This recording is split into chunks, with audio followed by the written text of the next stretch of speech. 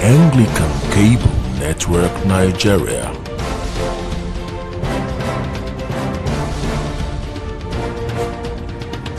ACNN, reaching the world with the undiluted Word of God.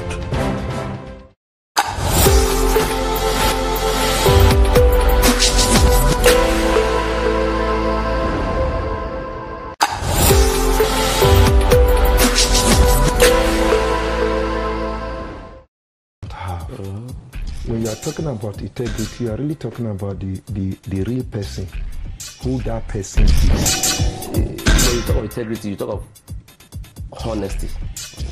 To be honest. And to be honest means to be trustworthy, to be truthful. And politics is science and art of government. Politics is about the people. Yes. And if you talk about it in a deeper sense, it has to do with how people take decisions on how to lead themselves.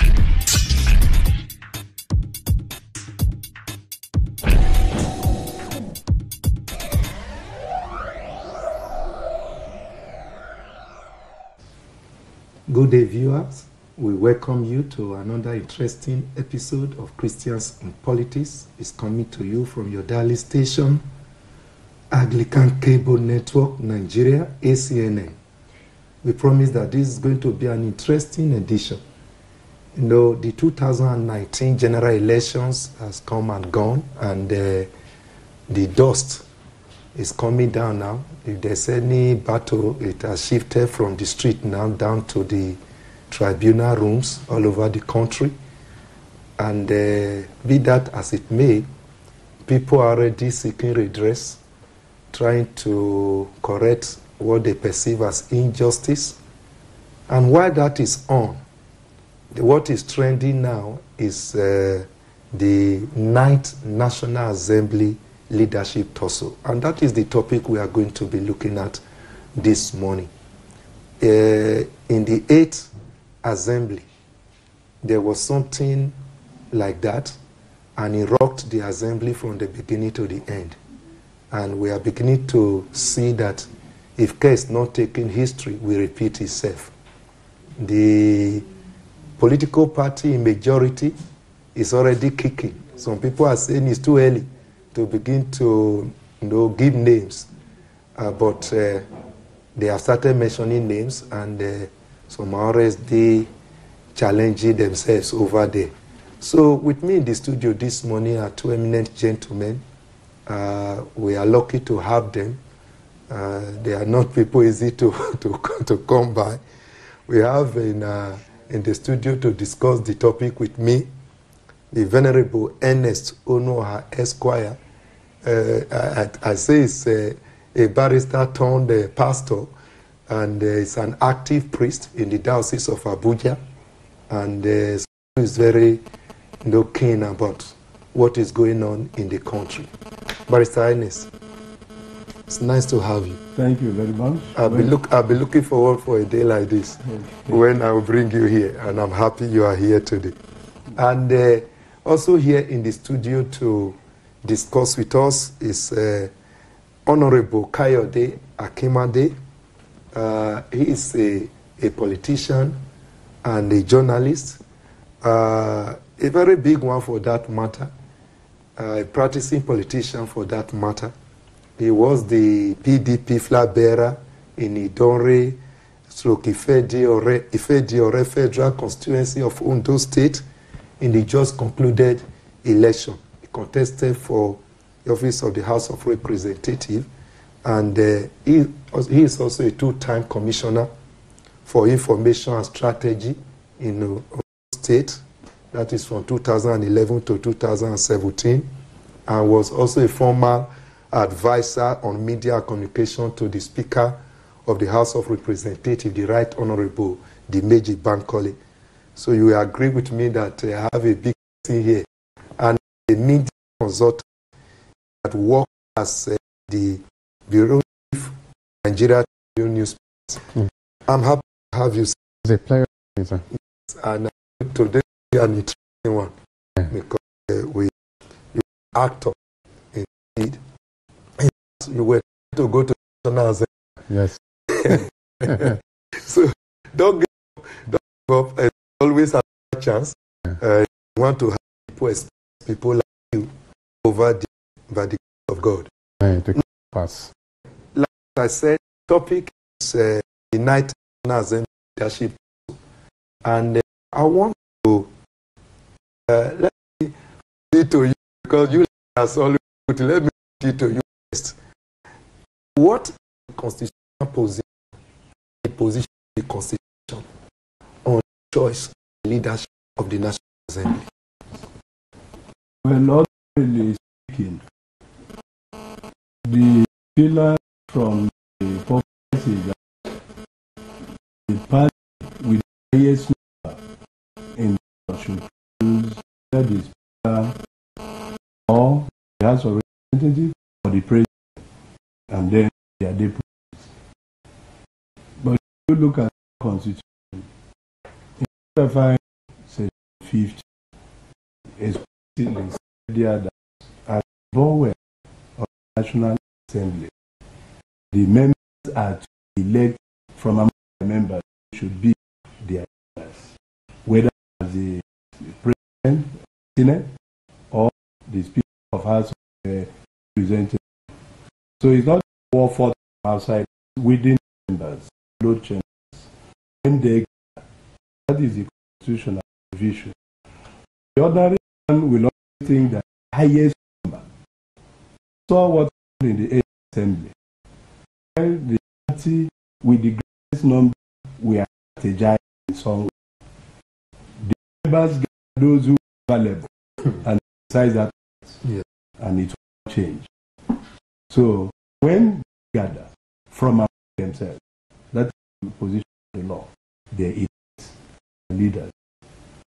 But normally, if party have that discipline, if before going into the Congress, they may have their own internal arrangement. So do you see what happened in the 8th Assembly as until executive influence another government? Well, was a tension. there should be tension because we are strategizing before getting to the field. The field has been. There's nothing you can do about it. But no, they gave Britain space to. No, the beauty of the democratic setup is that you have the legislature, you have the judiciary, then you have the executive.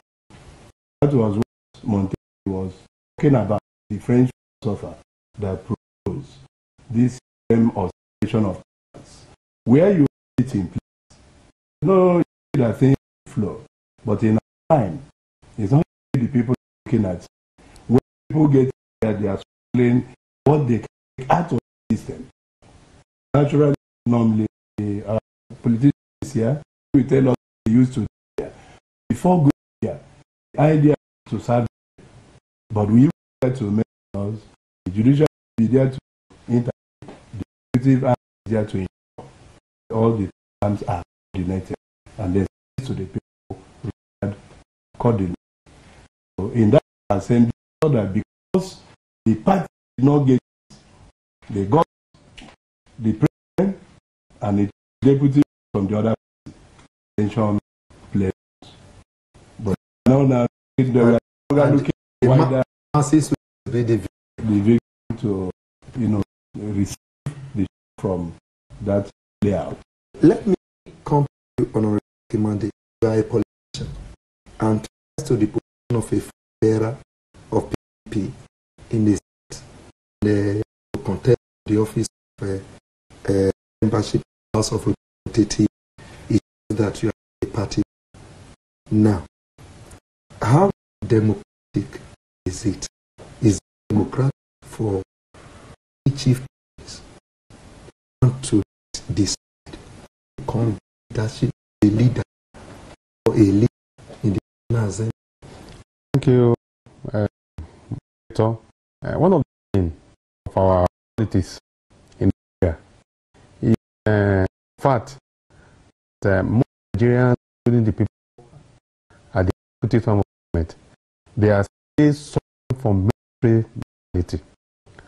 You recall, after independence, we had the parliamentary government, and at a particular point in the history of Nigeria, that government was overthrown, and subsequently we have military government.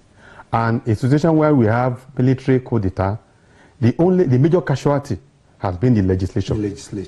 So therefore, most of us who are political actors today did not grow with a legislator in Nigeria.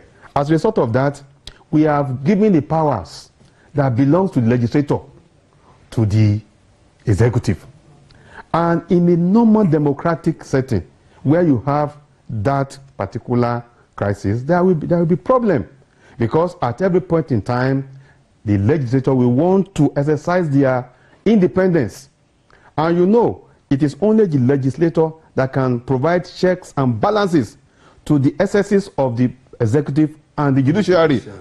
A situation where the executive want to take over, usurp the powers of the legislature, more especially in the areas of appointing who their leader will be, would always create problem. And if we can learn from history, we know that it will not do us well. In 1999, when the PDP ruling party imposed Evans, we knew what happened and how he was removed. At that time, we have so many banana pearls at the upper chamber of the Nigerian. What do you mean by banana peels? Banana pearls is a symbolic ways of easing out a leader that does not conform with the norms of his people, because he's first of all first among equals. So we have so many. We have the likes of Wabara and many others that were removed unceremoniously because of executive excesses. If we want the country to move forward, what we need is to allow, according to what our lawyer and venerable have said here, Section 5 and Subsection 50, specifically states that the president and a deputy president of the Senate shall be elected by members of the House. It will be elected among themselves. What political party should do thereafter is that if you know you have majority, you either do zoning, and when you are doing that zoning, you allow the people that Senate president want to lead to elect their leaders. You shouldn't intervene. You should be a big father who will sit down and they will be consulting. But a situation where the executive want a specific person to be the leader, what will be in the mindset of other members is that this house will be a rubber-stamped house. This house will not be able to fulfill its objectives for the good people of Nigeria. And Nigeria needs a very virile legislator to check the excesses of the executive. Mind you, the executive is always there. It is only the legislator that comes in every 4 years. And the only people that are the only arms of government that you can say that is very closer to the people, they are the legislature, because it is the people that will elect them into office. They are responsible to the people. For Nigeria to move forward, I would advise that the executive should allow our legislature to do their work. They've been elected, let them do their work. Let them exercise their independence. Now, do you see APC about to repeat the mistake of the past in what is going on so far? What we are saying, the essence of this debate is to also prevent what happened in the 8th Assembly to occur. Because as they are going now, if care is not taken, it will happen. But more importantly, if we are playing party politics. The party can intervene through the back doors, not coming out openly and inform Nigerians that, okay, this is the person that you have chosen. You are injuring the sensibility of others. Mind you, in the ninth assembly, we have close to about 17 former governors who have served for 8 years in their various states. We have ministers, we have diplomats, we have retired AIG, we have retired DIG, we have senior citizens. And a situation where the leadership of the party will just wake up over one night and said, okay, this is where we want, is unacceptable. It's not good for our democracy. What we want is a situation where we want a Senate president that will be truly Nigerian Senate president. We don't want a Senate president that will be under the wings and caprices of the executive. A situation that is now ongoing in most of the states. If we transport it to the national politics, Nigeria is doomed. Now, Barrister Ernest and my dear priest, the leadership of APC, even though some people say he swore with a Quran somewhere the other time, I still know that he's a Christian because he has not renounced Christianity. What can you advise Oshomole at this very time, the national chairman of APC, because you are a priest and you have your primary duty now is to advise people and to sue for peace. Is it not unnecessarily hitting on the politics? Well, you know, man is a political animal, and we are not going to take that away from any human being. But the way you now go about what you are trying to play out is what is of concern. And the society is already heated up, and we don't want more heating up of the polity. Because I listened to one of his talk in the television where he was specifically saying that he mentioned, I think, Senator Lawan should be the Senate president, and he didn't stop at that.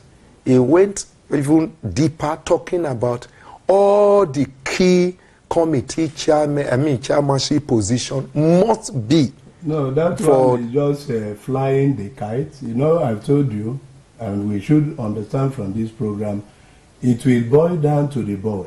It's not at the periphery. Like the advice the politician here gave, if they should put their house in order before coming out, you can't take it away from any party in power. Any party with more number, either at the House of Representatives or the senatorial Senate chambers. But the thing is that how do you do your horse trading? How do you fly your kites? How do you get the leaders who should position themselves? Whether you pin it down to Lawan or Ndume or any other Gonje or so, they are members of that APC. But then you have to also say that Nigeria, we have geopolitical seasons. Apart from being the power, the party in power, you should also be sensitive of these things. I think as a father who should be gathering his children, going to the pages of newspapers and television is not the advisable thing to do at this stage. Is this the resurrection of godfatherism? Because I know Adams Oshomole, he fought godfatherism and almost drowned it completely in Edo State as a governor. Is he trying to resurrect godfatherism? Well, it may be through the back door, but you know, when you intimidate people, they may give up. But I am praying that they will not give up. But the advice I have for the party chairman of APC, Oshomole, is that what he is doing at the pages of newspaper, granting interviews here and there, should not be so.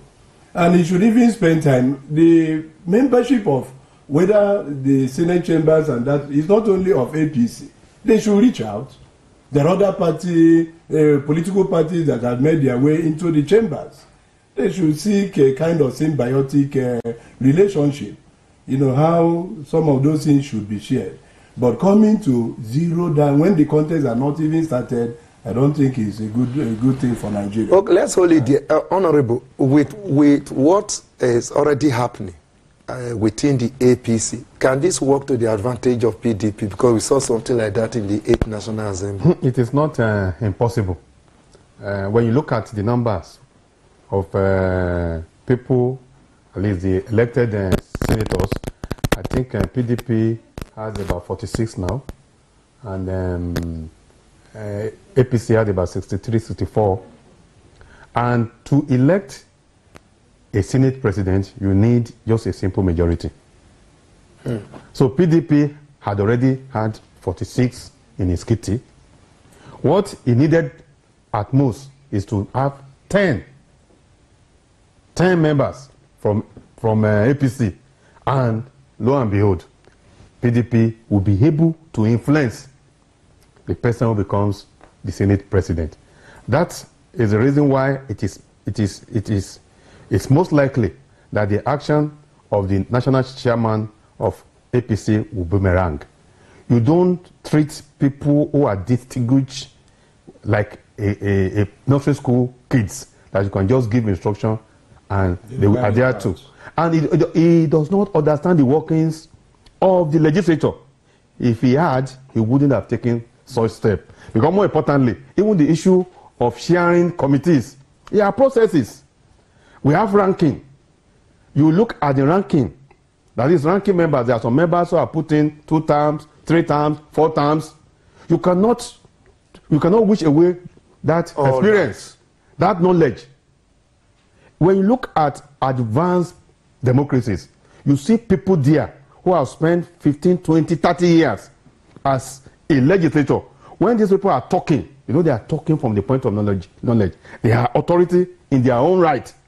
And in Nigeria, if we have people who have been in the Senate for close to 3, 4, 5 terms as a ranking member, and he gets there, and you want to just come and bring a neophyte who is just coming in to be the chairman of a committee, to know what? How will that person perform? What I know is that if the national chairman really understands the working of the National Assembly, he will not go out and begin to make that statement. For now, do you see the president behind the national chairman?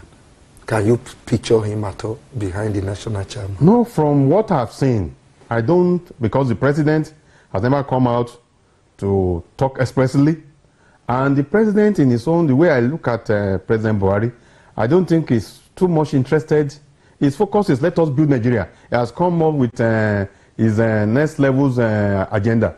His focus is, and he has promised that at this time, he will work to leave a very good legacy. It is those people around him who believe that it is this person that will pay you. It is this.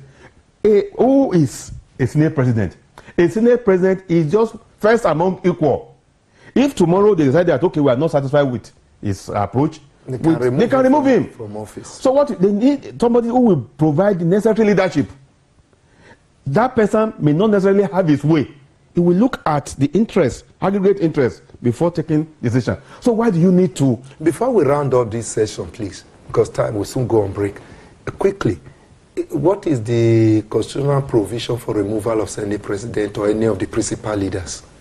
Well, if there are some allegations, for example, misappropriation, or if there is a criminal allegation, and you know that nobody should be taken out until the contrary is proven. But if it is established and pursued to a conclusive end, that somebody has a case to answer, like that time they took Saraki to CCT trial, assuming he was found guilty.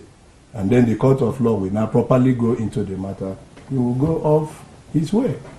Because it's not a do or die affair that you must remain there. You must have so members of the House of Rep or the Red Chamber can vote out any person from office. If there is a criminal something against you sustained by the court of law, you know, it's not a mere allegation. Yeah. It must be proven beyond reasonable doubt. Okay. And then if there is misappropriation and something like all those things. Let me just add, for the Senate president or the speaker to be removed from office, the allegations must also enjoy 2/3 majority of members of those chamber. To elect, you need simple majority. To elect, to remove, you need 2/3. 2/3 majority.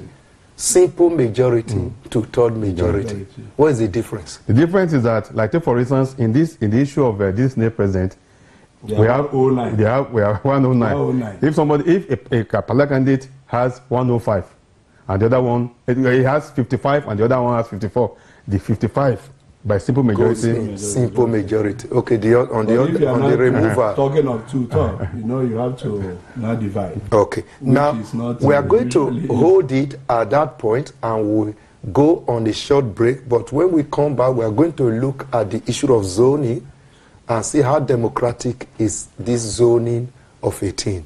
So, viewers, we are glad to know you are still there. I want to let you know that there is need for you to call in if you want to participate actively in the program. We are still discussing the 9th National Assembly Leadership Tussle. We'll be back.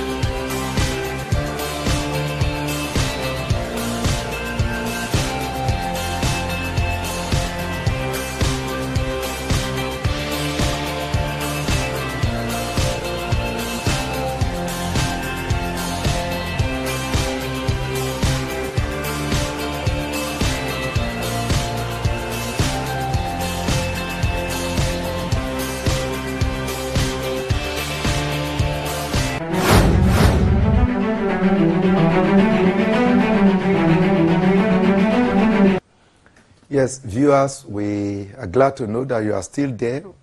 We are still discussing the issue of leadership tussle that is already coming up with the 9th National Assembly. And with me in the studio analyzing the issue is Venerable Ernest Onoha Esquire, a priest and a lawyer by profession. And also we have the Honorable Kayode Akimande, who is a practicing politician and also a journalist, a consultant for that matter. So don't forget, you can call in and the lines are open is an OPU program. Let me start with the issue of zoning. Now, let's start with you again. What is the role of church leaders or religious leaders in the issue of zoning and what is going on in the National Assembly? Now, do you see religious leader playing active role in determining who should be leader in National Assembly? Because the National Assembly is like the voice of the people. Okay, when we talk about leaders, religious leaders, we have to have at the back of our minds that parties we are not put in place along religious lines. Yeah. You know, you have APC and PDP and other political parties. Had it been, we floated a Christian party. But now, there is a mix-up. And when people gather there, you are no longer talking about a particular religion. It's now for the nation. The advice is that when people gather, they should have the interest of the nation at heart. At heart. How likely will the nation benefit from their services, which they are using the platform of the National Assembly to pursue? I read a book in the secondary school. It was written by Achebe, Arrow of God. In fact, what attracted me there was that there is this issue of zoning, because of the 6 villages they had one Ezulu. He came from the weakest, but he became the priest king. The whole 6 villages accepted that his own village will now produce the person to serve the king of the entire area, because it was the weakest. And they didn't want to go back to the earlier state of barbarism where you have the strongest, we have it all. So they now took from that village. And there was peace. He was the one serving the entire 6 villages. So you believe as a religious leader, do you believe in zoning formula?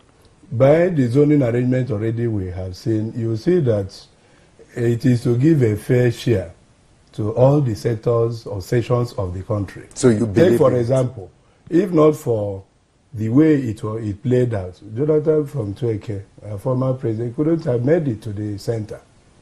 And I think to a large extent, it gave confidence. Somebody from a minority section of the country. So the zoning, was Jonathan's presidency a fallout from zoning? No, I'm saying I'm using it as a kind of explanation. Look at it, where he came from. It gave confidence. But if the arrangement should be under that platform to give everybody a sense of belonging, I think the tension will go down. This clamor for center will also be reduced. But you have already on ground where a particular section is thinking is their birthright. And others are trying to find a way to say no. And that is part of the build-up. You will remain there, the other people will be slaves serving you. Okay. Then if you now think in terms of it, is it by academic excellence? Is it by productivity? And something, and so on and so forth. Okay. Now, how democratic is zoning? Because we are supposed to be practicing democracy. Yeah, I think what zoning does is to help to strengthen democracy. Because if you, like in Nigeria, like take Nigeria for example, where we have about 36 states of the federation, and there are some particular ethnic groups that are dominating a particular region. And if there is no room for equity and fairness, some people will feel marginalized. In order to ensure that we give sense of belonging to every Nigerian, irrespective of where they come from, I think that is also important that we do this zoning. We've not gotten to a level where our political maturity will make us, just like the biblical injunction, to be fair to all concerned. And more importantly, even if we want to claim that we want to be fair to all concerned, I am a Yoruba man. I may not know some of the challenges the people in Zamfara, the people in Borno, the people in Kebbi are facing, because even I might not have been in this area before. Yeah. If now I am now made to be representing those people, how am I sure I will be fair to their yearnings and aspirations? But if they have somebody among them representing them, that person knows their problems and challenges, you'll be able to bring it to the front burner for Nigeria to see. The essence of zoning is to create balancing. So that don't you think in an attempt to do this zoning of 18, which is becoming a dominant phenomenon in Nigeria politics now, we are sacrificing excellence on the altar of zoning?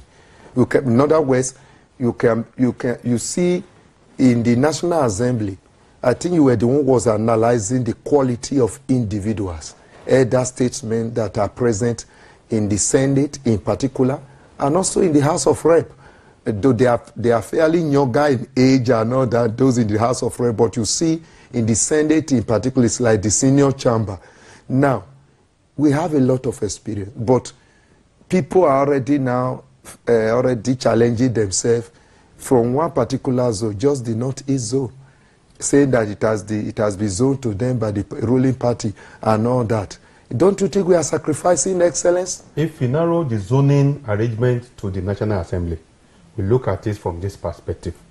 Like, take for instance, we have 3 arms of government in Nigeria. We have the executive, the legislature, and the judiciary. And in Nigeria today, the person who heads the executive is being referred to as number 1 citizen. That's the president. Yes. His assistants, the vice president, is being referred to as number 2. Okay. So for us to have number 3, if we want it to be based on vote or vote on strength, might, it's not likely that we not go to a particular region. A particular region will dominate everything because of their numerical strength, in order to give opportunity for others. Like, take for instance, if people from Katsina now come out and they want to be the Senate president, it will be unfair to all other ethnic groups. So that's why it is appropriate for, okay, let us look at it. If the Northwest has taken the presidency, the vice presidential position has been taken by the Southwest, we have 6 zones. Let's look at it. Which zone will not take? And this is where, now you are coming back to my point, the next question I wanted to raise, about the fairness, about the justice behind this zoning. Is it really fair in the way we have found ourselves in this country for us to have the president from the north, and now we are talking about getting, because of zoning formula, getting a Senate president from the northeast, then the acting CJN is from the north. As to what a purpose? I mean, what is this zoning formula doing to us already? What is it doing for us? What happens is, if we don't have the zoning arrangement, it will even be worse than what we are witnessing. Don't you think if there's no zoning, now that we have president from the northwest, is it northwest or north? Northwest. Northwest. Yes. Now, if we leave these people in the National Assembly to do their internal politics and elect a Yoruba man, an Igbo man, a South man, and those of us that are always marginalized at the center, people like us from Edo State, we don't even know where people categorize us in Nigeria as an entity. So, now, don't you think it's not... the national APC chairman. You are taking one from the zone. So, don't you think we would have gotten a better deal if there was no zoning formula? No, let us not go that way, because if you let it loose, open, yes, in fact, the war will even be more. Acrimony will increase. It's even good you narrow it down. The beauty of it is that it will not die in one zone. It's now rotating. And then the principle of fairness, equity, live and let live. What is good for the goose and for the gander will always be there. If the north produces, another time it will move, and it will be a continuous movement. Okay, look at Deputy President in the last dispensation came from the southeast. So if it goes to the south-south, is it a bad idea? It's not a bad idea. Without that arrangement, Some people, as the politician said, will remain perpetually damned, and it is not good for anybody. You know, people are clamoring for all these positions because of the economic power attached to it. If there are no things, if they are not getting anything from it, they don't go for it. But the zoning formula, if pursued to a conclusive end, I think will be good to carry everybody along and to reduce the tension. Okay. Let's quickly shift to another question. What will happen if any person elected into a principal office loses election at the tribunal? Let me start with the politician. Because some of them are having cases in the tribunal. The moment you lose your election at the tribunal, you cease to be member of the assembly. And you lose your position, you go back to your house. And thank God, the Constitution also made provision for how to replace such a leader. If, like for instance, if the person who eventually becomes the Senate president has any case in the tribunal. We've witnessed it. Between 1999 and 2003, 2007, David Mark, who was then the Senate president, had a case at the tribunal. But fortunately for him, he won the case. That was the reason why he had to end his tenure. But anybody that loses his case will definitely find his way out of the system. And sometimes it's even good not to look at individuals, but at the party. You know, it's a party that field candidates. So if you should lose, the party is still in existence and they have candidates, they have runners-up. You know, the idea of people cross-carpeting, the Constitution made allowance, that seat should be declared vacant. But I know the problem we have. When it is done, the cause are not too straightforward in the sense that, you know, cases are delayed. They may start a matter, somebody will continue serving, and before the matter will finish, up to Supreme Court, he has finished his tenure. But if not, declare it vacant, another person should go in, but the cause are not something you come in today, tomorrow you are free. You know, you have procedural things to follow. Okay. You file your papers and so on from lower courts till the Supreme Court. So the delay, used to give some people some... Time is already running out, but I want us to quickly touch this. The millions of people in Nigeria are watching this program live, and people are connected all over the world. Now, can you tell Nigerians and people watching all over the world the effect of not allowing people's will to prevail? In all aspects, you are a politician. Talking about a choice of leadership now in the National Assembly. If people's will is not allowed to prevail. Talking about choosing, even like we just concluded the election, in many places, people wanted to force themselves on people. What are the side effects? One major side effect is that it will erode the confidence that our people have in democratic process and principle. Because it's a situation where you are not allowed by some extraneous factor to get people you want to represent to at a particular position. It will make people to lose confidence in the whole system. And very unfortunately, the moment people start losing confidence in the leadership and the process of the leadership process, it will... Losing confidence in the simpler language, if I understand you, may mean the people will not see that leader as they are true representative. And more importantly, the leader will also see himself, because he will believe that he does not need anybody. He maneuvered himself to his way to that place. Responsible to the people because he knows how he gets there. He's responsible to the godfathers. He's responsible to his money, to his thugs. He's responsible to the evil imagination. If leadership is forced on the night assembly, what will be the side effect? It is impossible for leadership to be forced or forced on. No, I'm just saying, sir. There's nothing. I want to agree with, before coming to this program, I read something, Dogra was saying, they forwarded on WhatsApp, that the night at National Assembly, leadership should not be imposed, should not be forced on the membership. You know, it's good to allow the people on their own to elect freely who should lead them. Because when you import, when you impose, he said it will not endure. It won't endure. I listen to him. Become a stooge. And then you also discover that when people are forced or on their own, they force themselves on the people. If there is any occasion, opportunity for recall, the people will always exercise their right. They don't waste time. The implication there is that you're on your own. We didn't send you. They can easily recall. And you know that. No, why I raised that very question with what happened to the 8th Assembly. You could see severally, there was Tussle, people were jumping over gates.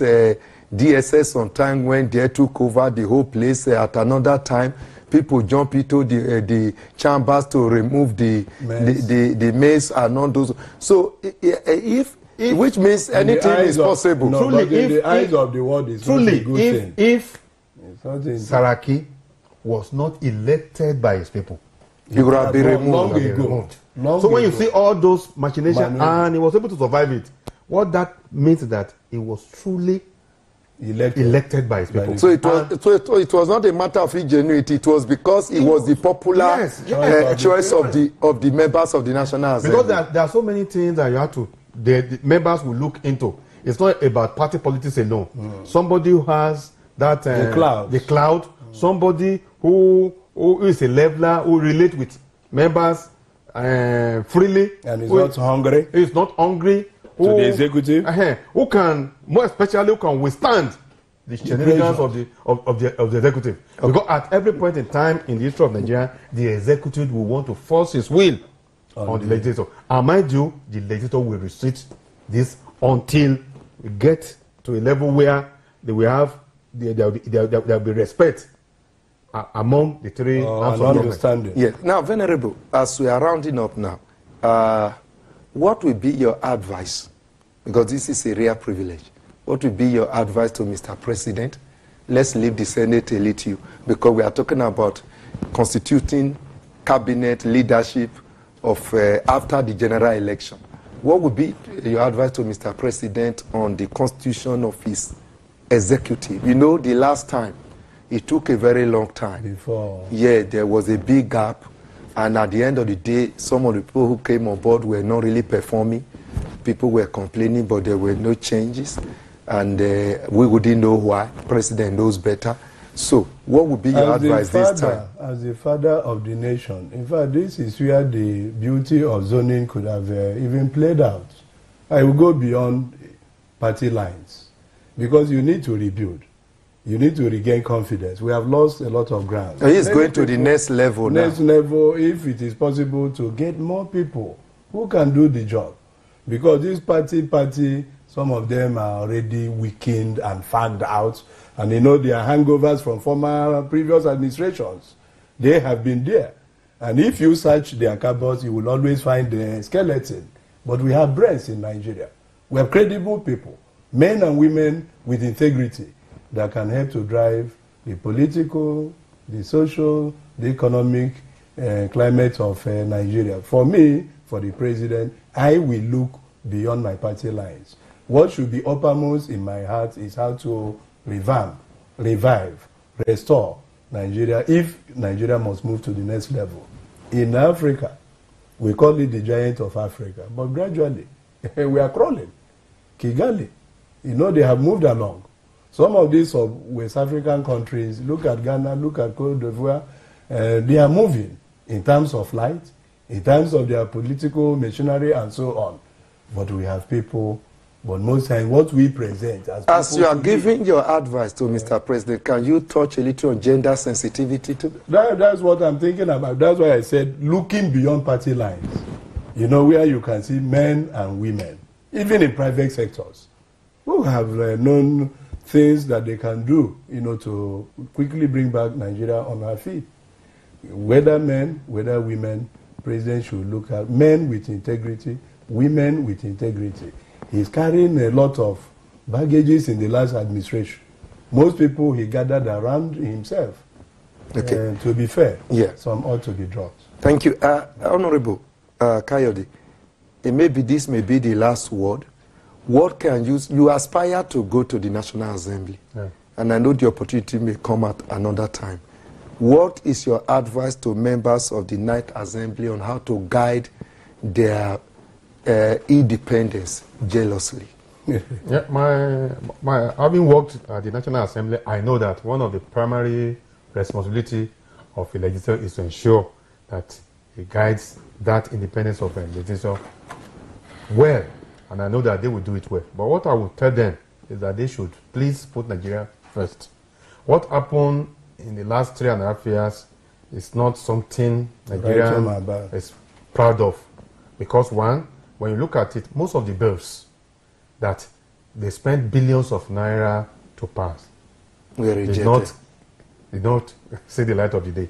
About 80% of those bills, where we have so many committees, meetings and all the rest, and public hearings, spending Nigerian hard-earned money, and at the end of the day, those bills were rejected. They must find a way of working harmoniously with the executive in the interest of Nigeria. You must not be seen as, okay, we want to fight it out. Okay. Let us work in the interest of the country. Let us build Nigeria our children will be able to proud of. They have this opportunity to right the wrong of the past. And I pray that God will help them so that they can write their name. I think it's on that note we are going to round up today this episode. We want to thank you so much, Venerable Ernest. Thank you very much.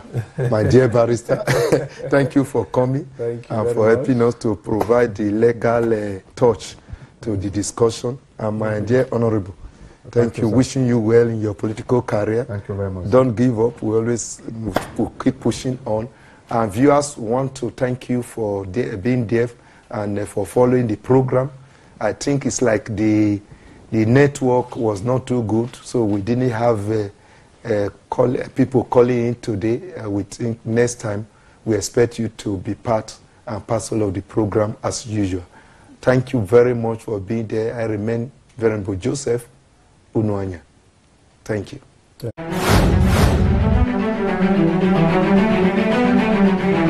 The views and opinions expressed on this program are those of the guests and viewers and do not necessarily reflect the views and opinions of the Anglican Cable Network Nigeria, ACNN.